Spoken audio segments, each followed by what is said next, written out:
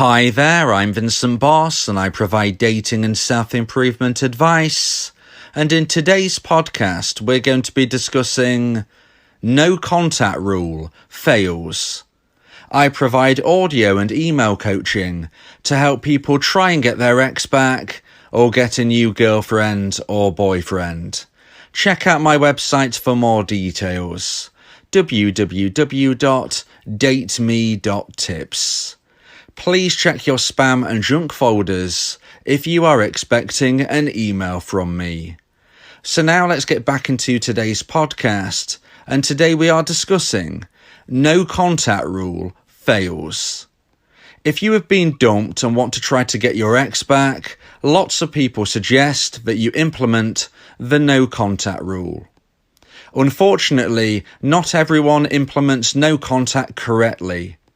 In today's podcast, I'm going to be telling you of 3 no contact rule fails so that you don't make these mistakes. So let's get straight into this. And number 1 is whatever happens, you contact your ex after 30 days. So there are many different versions of a no contact rule, and I believe that my version will give you the best possible chance of success. If you want to learn and understand about my version of a no contact rule, please make sure you subscribe to my YouTube channel and ring the bell for notifications. I have a playlist on my YouTube channel entitled The No Contact Rule. Listen to that playlist all the way through and you will be able to familiarize yourself with my version of the no contact rule. However, as I've said, there are many different versions of a no contact rule, and one version in particular is very frustrating to me. And this version is referred to as the 30-day no contact rule. So generally, this version suggests that you contact your ex after 30 days, irrespective of what has happened during this time. If your dumper hasn't contacted you, then that doesn't matter according to this rule. Apparently, annoying someone who has already dumped you is acceptable, especially if they've shown no interest whatsoever in their dumpee after the breakup. I personally find this rule ridiculous and a huge no contact rule fail. So as I've said, my version of a no contact rule is something you can learn about on my YouTube channel. But just to say that I'm completely against the 30-day no contact rule that you will find some people promoting online. I do not believe in the 30-day no contact rule, and for one of the reasons as for why I don't believe in it is I don't think that you should be contacting your ex after you have been dumped, irrespective of what has taken place. So if you have been dumped and 30 days later you have not heard anything at all from your ex, nothing has changed since the breakup, I do not suggest that you reach out to your ex. And as I've said, I believe that if you do that, you are annoying somebody who has dumped you. So when somebody ends a relationship, they are feeling a very low level of romantic emotional attraction for you. They are feeling that you are not the right person for them to move forward with in a relationship. So ultimately, they are not seeing you as a high value individual. So at this stage, if you start to irritate them, that is not going to help your cause. And you will be irritating them if you reach out to them after they have dumped you and told you that they no longer want to be in a relationship. If they have said, I don't want to be with you in a relationship, I don't want to see you anymore, unfortunately, I am breaking up with you, then 30 days later, if you reach out to them, as this version of a rule suggests, if nothing has changed, if you've not heard from your ex, if no circumstances have improved for you during this time, if you then reach out to them after 30 days, you are likely to either get no response at all or a negative response. Very, very occasionally, you might get a very small reply back, which ultimately will be through pity and not the type of response that you want if you want to build a new relationship with somebody where you have equal value. Because if you chase your ex after you have been dumped, you are really proving yourself to be a low value individual and you are pushing them onto a pedestal. You are pushing your ex, you are pushing your dumper higher and higher and higher value, whereas you become lower, lower and lower value. And this will be very unlikely to help you reconcile with your ex. So now let's get into point number 2 and the second point of today's podcast of no contact rule fails. And point number 2 is you ignore your dumper if they contact you before 30 days.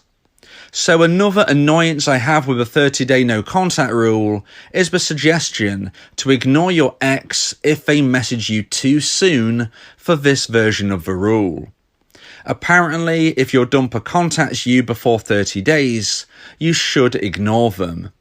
In my opinion, this would be a bad decision. If your dumper reaches out to you, then in most instances, you should reply, irrespective of how long it's been. If your ex-dumper reaches out to you, it is either going to be for a necessary reason or for a non-necessary reason. If it's for a necessary reason, although this doesn't really mean that you might be getting back with your ex anytime soon, you should still reply because it's necessary. The clue is in the name. If it's necessary, it might be something along the lines of, please can you let me know if you have received some important post from me, some important mail that I was expecting to come through. Please can we arrange when we exchange possessions? Or maybe something such as you have children together and they're reaching out to you about the kids that you have together. These would be necessary reasons that they might reach out to you. And if it's necessary, then you need to reply. You need to be a good human being. You need to be responsible. You need to be the type of person that somebody else would respect. And they won't respect you if you are ignoring a necessary, important reason for contact. So even though you're hurting, if somebody contacts you for an important reason, you should be polite enough and respectful enough to reply and showcase a stable mindset. The other reason a dumper might reach out to you is a non-necessary reason. It's unnecessary. And that could be potentially your avenue to one day get your ex back by using this non-necessary reason they've reached out to you as a way of growing conversation. Often, dumpers will reach out to their ex using something known as the indirect direct approach. They won't necessarily reach out to you and say, I miss you, I want to get back with you. But they might send you a message which is something a little bit off-center, something that doesn't really make a whole lot of sense. But it's not necessary. It's not something that they had to do. And hence, if they've reached out to you for a reason they didn't have to, then you have to consider that they want to communicate with you. Now, of course, you will have to decipher whether they're coming from a place of friendship or from a place of trying to rebuild the romantic emotional attraction. This is something that you can decipher through the communication stage, and we are not concentrating on that right now, although I've done many podcasts on the communication stage. So please make sure you subscribe to my YouTube channel and ring the bell for notifications if you would like to learn about what to do if and when you hear from your ex. So now let's move into point number 3 and the final point of today's podcast of no contact rule fails. And point number 3 is you don't reply to your ex if they send a short message. So I'm a big believer in breadcrumbs. I know some people aren't, but I am. I believe that you can grow the largest tree from the smallest seed. You can grow a relationship from the smallest message. Now, of course, nothing can be guaranteed, but ignoring a tiny message from your ex could be a huge mistake. Sometimes a dumper will only reach out once, and if they don't get a response, then they might never make contact again. The future isn't known, and every situation is different, but why take the risk? If your ex reaches out to you, even if it's a very short message, then I suggest you try and grow that conversation. Sometimes dumpers feel embarrassed about reaching out, expecting their ex to ignore them, so they will send a breadcrumb as a way of protecting themselves if there's no response. In most instances, if a dumper sends a breadcrumb, they would be delighted to have the opportunity of a chat. Now, I don't suggest you reply with a huge paragraph if you receive a short message, But I believe if you reply in a positive way, a positive short response with a question attached, and that's the key, you must include a question at the end and not something which is going to cause an argument, of course. Make sure it's a positive question. Then this could be your first step to reconciliation. If you receive contact from your ex, especially if it's not necessary, as we was discussing in point number 2, then this is a sign that they want to communicate. So even if it's very, very short, you can grow this. You can grow the breadcrumbs, you can grow the seed into the tree. You can grow the small start of a conversation into a larger conversation, into meeting, and into reconciling and growing a new relationship built on stronger foundations.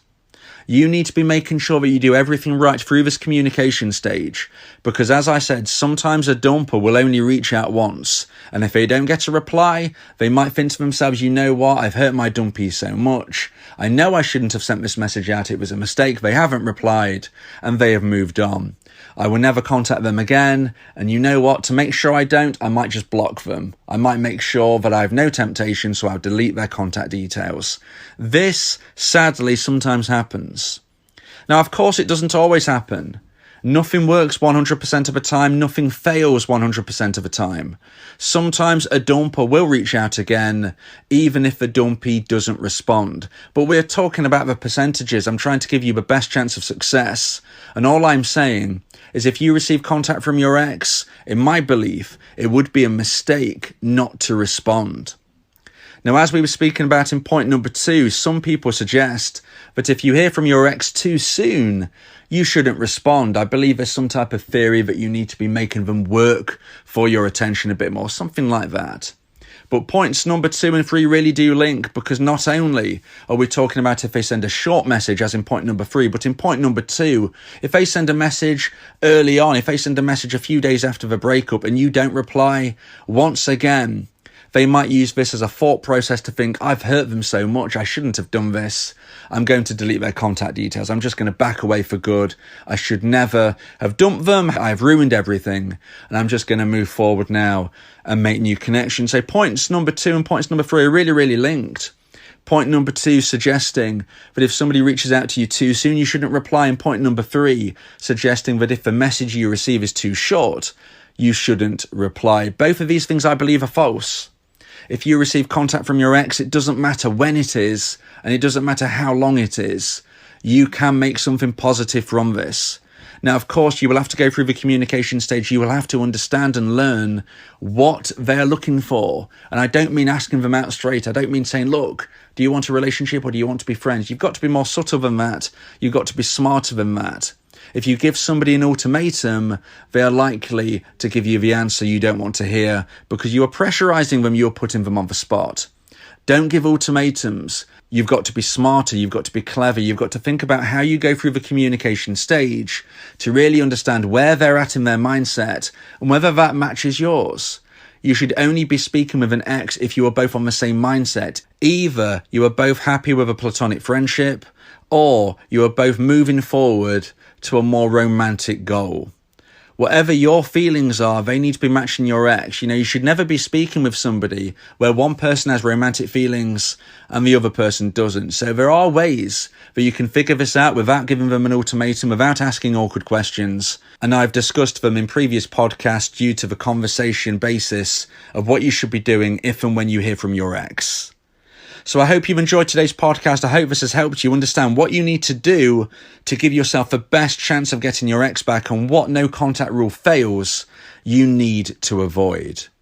If you believe that this podcast has helped you, then please consider buying me a coffee. The link to do so is in the description. Yeah, if you miss your ex, we can help with that. Help you get him back, or we can help find you someone else. Yeah, Vincent, the relationship coach, giving you some insight, bringing you a new approach. DateMe.tips, go and check the site, giving you advice, helping with your love life. Get your ex back, or move to the next. Ain't no sweat, you know Vincent got you. Finding love ain't no problem. Yeah, DateMe.tips, check it out now.